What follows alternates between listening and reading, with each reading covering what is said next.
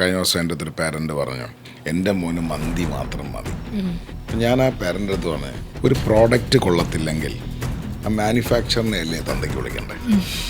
അതെ, product കൊള്ളത്തില്ലെങ്കിൽ മാനുഫാക്ചറിനെയാണ്, production unit ആണ്. നമ്മളെപ്പോഴും ശീലിപ്പിക്കുന്നത് പോലെ കുട്ടികൾ വളരുള്ളൂ അല്ലേ? നമ്മൾ കൊടുത്താലല്ലേ അവർക്ക് അറിയുള്ളൂ. ശരിയല്ലേ? അപ്പോൾ ഡോക്ടർ, ഇന്നത്തെ കുട്ടികളുടെ ആഹാര രീതി തെറ്റിയിട്ടുണ്ടെങ്കിൽ അവർ ആരോഗ്യ സമ്പന്നരാവാതെ പോകുന്നതിൽ ആക്ച്വലി കുട്ടികളിലാണോ തെറ്റ്, പാരൻസിലാണോ തെറ്റ്? പാരൻസിനാണ് തെറ്റ്. നമ്മൾ